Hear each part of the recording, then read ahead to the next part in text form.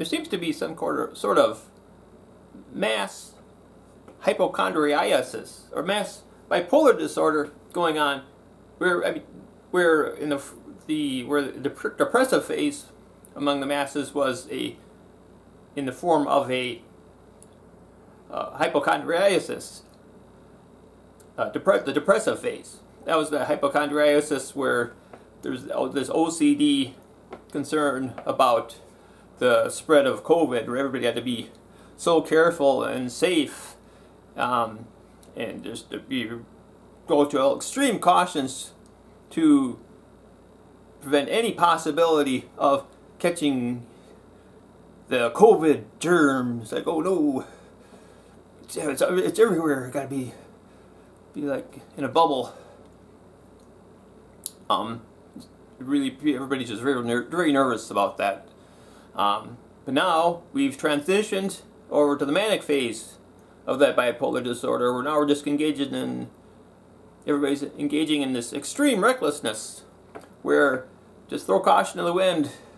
Just put a no-fly zone in Ukraine so that we can go into World War III, and so what if the missiles fly and we're facing nuclear holocaust?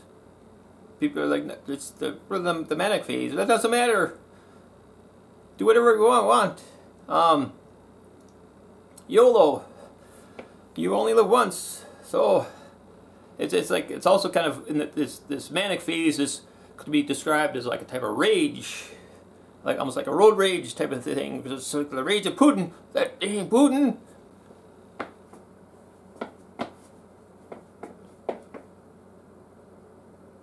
I mean, you're not going to get like into a case of road rage from somebody following too close, tailgating behind you. If it looks like it's filled with a bunch of gangbangers carrying heat, you're not gonna, like, once they finally pass you, you're not gonna go, hey, up yours, you know, or you're not gonna go like, you know, tapping on your brakes, whether it's still behind you, trying to, you know, yeah, take that. You put my brakes on. No, you're gonna keep your head. It's because you think, well, they might shoot me, so I'm not gonna get into road rage here. You know, I'm gonna keep my head. And that's what we should be doing with the Ukraine situation. We should be keeping our heads, not trying to do everything we can to aggravate Putin, because he's carrying the most heat of all, nuclear warheads. So, yeah, that's all. Keep our heads here, people. Try to control ourselves. Don't be getting into international political road rage scenarios here. We don't want to be aggravating people. That's, you know, say even if we take as a given that, you know, Putin is a villain and everything. Okay, it's taken as a given, but still, he's got the nukes. You can't get away from that. It's just the reality. Let's act rationally here. You know, it can kind of be like Kennedy, JFK during the Cuban Missile Crisis. He kept his head, and we're all here because of that. Everybody around him was advising him to start a hot war against the Soviets in Cuba and surrounding Cuba, and start striking them, and we know now that would have certainly resulted in the Soviets firing back at us with nukes. That would have caused a nuclear war, and then we probably wouldn't even be here to talk about it now. But because JFK kept his head, then because of that, because he acted rationally and with restraint, we're here to talk about it today. So that's what I'm asking everybody to do now regarding the Ukraine situation and our interactions with Russia, with the Russian government and Putin. Just to keep our heads. Try to be reasonable. we can't get around the fact, yeah, this could result in global thermonuclear war if it escalates any farther in terms of the West's in the West and the Russians and Putin. It could be the end of everything for us if we escalate it. So the fact is that Ukraine is not a member of NATO. I think it's a question about whether or not NATO should be existing at all. They've done a lot of harm, a lot of warmongering as an organization. The NATO shelled Libya in 2011, causing 500,000 casualties.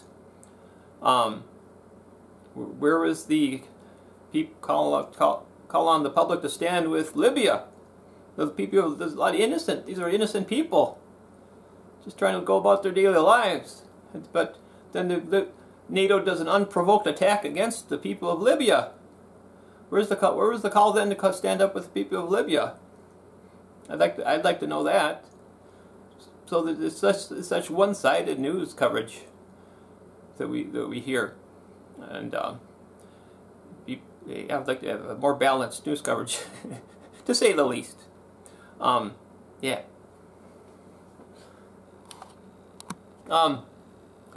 But I would be, what I'm speaking this video now is just to, I'm wondering, people stop, try to get a hold of yourselves. There's the nuclear, we could the world still could be destroyed many times over by nuclear weapons. I remember I came of age during the height of the realization of the dangers of nuclear war, global thermonuclear war, where there was all, that was during I was a teenager during the 80s. There was all sorts of these movies that even came out, these major feature films. I even saw one of them for a class, a futures class. That was Testament. That came out in I think 83 or something like that. And of course there was The Day After. I think that's probably the best known one of the films that depicted life after a nuclear war holocaust. Another one was Threads, and there's all sorts of other movies where that nuclear war was a theme, played a role. I remember War Games. I like that. That's a good movie, but that was back in the 80s. It was well past the point where they thought that duck and cover is going to do any good. You can't realize, duck and cover is not going to do any good. And there's like a great amount of tension between the U.S. and the Soviet Union. So there was the people, and we knew that any kind of nuclear exchange is going to trigger a cascading series of effects that will pretty much eliminate life on the planet. If you're lucky, you'll be vaporized. If you're in a big city, you'll probably be vaporized immediately. The ones not so lucky, maybe the ones in outer ring suburbs, maybe have a slow death from radiation poisoning from fallout. But it's a very grim possibility. However, people seem to have forgot that. It's out of for so many, not everybody, but so many seem to have completely. I think there's a lot of the younger people that were either toddlers around the time the Great Wall, not the Great Wall, the Berlin Wall came down. I think it was 1989, and things were starting to really cool down then, and so that'd be people around there that are now in their late 30s or younger.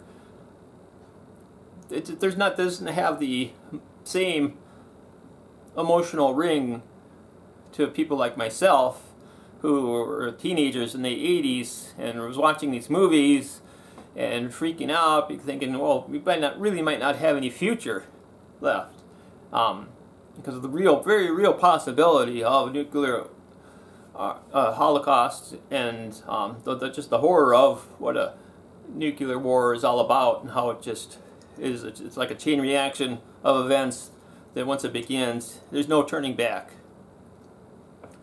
There's no room for an oops when it comes to nuclear war. There's no room for Monday morning quarterbacking once a nuclear war has started. Once it starts, it's too late. It's game over. Forget about it. But like these people that I think especially these younger folks, that it just doesn't register with them, because the hotness of the Cold War was cooling down, so that really wasn't even a Cold War anymore after the late 80s, after '89, and it really went to back of the collective consciousness, back of their minds, of the collective unconscious. It was no longer in the forefront. But now this is all coming back for someone like myself, and I just can't fathom. It just doesn't. I can't realize. It does not make any sense to me that people are so cavalier about this, pushing for a no-fly zone in Ukraine, even though that would greatly increase the chances of World War III, and in turn greatly increase the chances of a global thermonuclear war that would destroy most of the warm-blooded life on the planet. And so I don't get it. What do you have to look at? Like, I wonder sometimes if these talking heads on the network televisions and the elites that are pushing for a no-fly zone, if they're maybe, for all we know, they could have some kind of fancy fallout shelter where they can live a fairly comfortable existence for even years, while they wait for the rest of humanity most of the rest of the humanity to die off, and maybe they think they just can come out of their bunkers and start all new. So that'd be a real great reset for them. That could be a possibility. I know there are official places where that's actually in place. Such underground facilities exist. One of them is the Mount Weather facilities.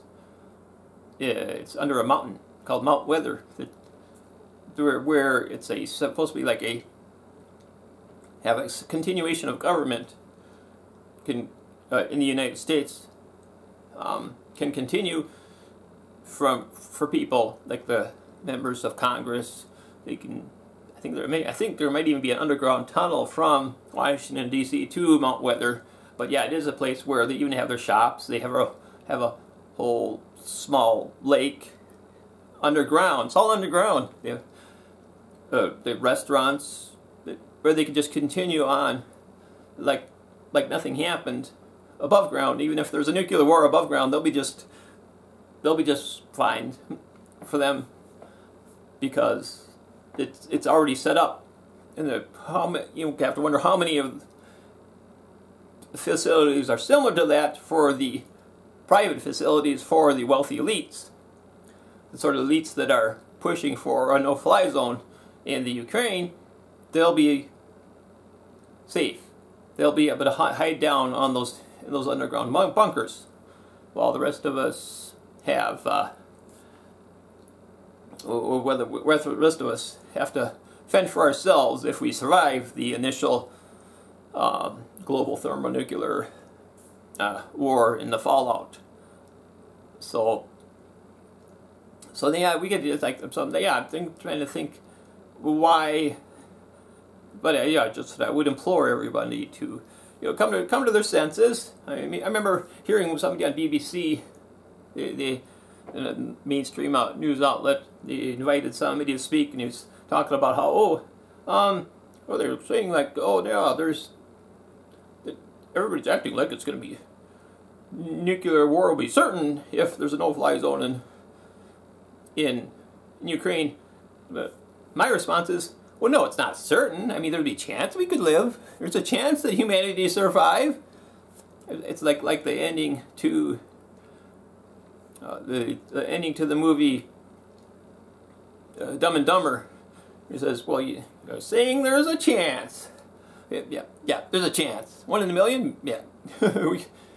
It might be even better than 1 in a million. But why would we be taking these risky chances? Now, I thought that during COVID, we were being too little risk. We're being too safe, too risk averse. But now, we're just the opposite. We're taking too many risks by pushing for further escalation in the war in Ukraine. That's not a good idea. I think if we want to do everything we can do to avoid a nuclear conflict, and I think we should do everything we can to avoid a nuclear war, because then there will be no future. A no-fly zone equals no future. That's a good slogan, maybe to remember. So I just want to get that ideas out. If you're watching, thanks for watching.